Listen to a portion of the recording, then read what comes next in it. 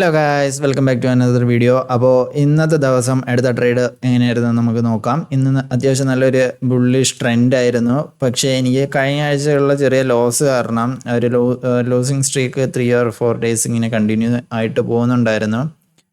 കഴിഞ്ഞ ആഴ്ച ട്രേഡൊന്നും എടുത്തിട്ടുണ്ടായിരുന്നില്ല, കഴിഞ്ഞ മാസത്തിൻ്റെ ലാസ്റ്റ് വീക്ക്.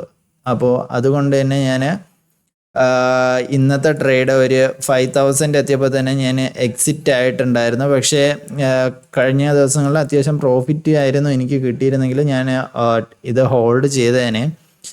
കാരണം ഇന്ന് അത്യാവശ്യം നല്ലൊരു ബുള്ളിഷ് ട്രെൻഡ് ആയിരുന്നതുകൊണ്ടുകൂടി തന്നെ ഒന്ന് ഹോൾഡ് ചെയ്യാൻ മൈൻഡ് ഇങ്ങനെ ഇത് ചെയ്യുന്നുണ്ടായിരുന്നെങ്കിലും എനിക്ക് പക്ഷേ കഴിഞ്ഞ ദിവസങ്ങളിലെ ലോസ് കാരണം എനിക്ക് അങ്ങ് ഹോൾഡ് ചെയ്യാൻ പറ്റിയിട്ടുണ്ടായിരുന്നില്ല. അപ്പോൾ നമുക്ക് ചാർട്ട് നോക്കുകയാണെങ്കിൽ ഏകദേശം നമുക്ക് മനസ്സിലാവും ആ ഒരു ഡൗൺ ട്രെൻഡ് ഏകദേശം തീർന്നിട്ടുണ്ട്.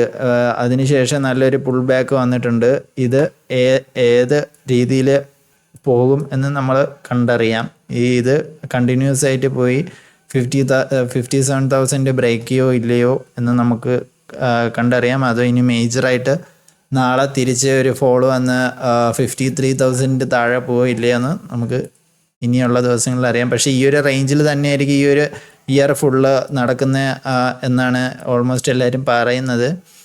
ഈ ഒരു റേഞ്ചിൽ തന്നെ നിന്നായിരിക്കും 58,000 അതേപോലെ തന്നെ 53,000 ഇടയ്ക്കായിരിക്കും ഈ ഇയർ ഫുള്ള് പോവുക എന്നാണ് എല്ലാവരും പറയുന്നത്. പക്ഷെ നമുക്ക് കണ്ടറിയാം. അതേപോലെ തന്നെ സെൻസെക്സ് നോക്കുകയാണെങ്കിലും അത്യാവശ്യം ബുള്ളിഷാണ് ഇപ്പോൾ കാണിക്കുന്നത്. പക്ഷെ എന്നാലും ഇത് കഴിഞ്ഞിട്ട് ഇത് ബ്രേക്ക് ചെയ്യോ ഇല്ലയോ എന്ന് നമുക്കറിയത്തില്ല. 83,000. പക്ഷെ നമുക്കത് വെയിറ്റ് ചെയ്തിരുന്ന് നോക്കാം. എന്തായാലും ഇതും ഈ ഒരു റേഞ്ചിൽ നിന്ന് തന്നെയായിരിക്കും കണ്ടിന്യൂസ് പോകുന്നത് എന്ന് തോന്നുന്നു. അതേപോലെ തന്നെ നിഫ്റ്റി ആണെങ്കിലും ആ ഒരു റേഞ്ചിൽ തന്നെയാണ് നിൽക്കുന്നത്.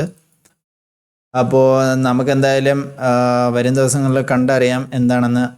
ഞാനിപ്പോൾ ഈ ദിവസം തൊട്ട് ഞാൻ ഇതിലോട്ട് ഗ്രോയിലോട്ട് ഒന്ന് എൻ്റെ അക്കൗണ്ടെല്ലാം ഒന്ന് മാറ്റിയിട്ടുണ്ടായിരുന്നു.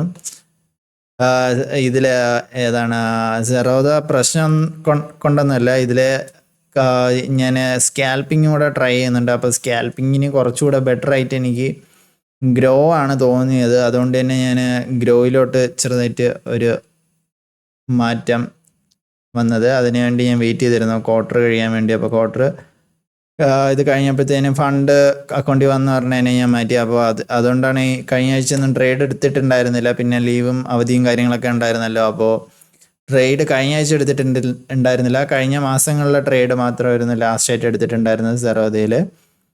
അപ്പോൾ എന്തായാലും ഗ്രോയിൽ ആദ്യത്തെ തുടക്കം തന്നെ അത്യാവശ്യം കുഴപ്പമില്ലാത്ത തുടക്കമാണ്. നമുക്ക് എന്തായാലും നാളെ എങ്ങനെയായിരിക്കും എന്ന് നമുക്കൊന്ന് നോക്കി നോക്കാം.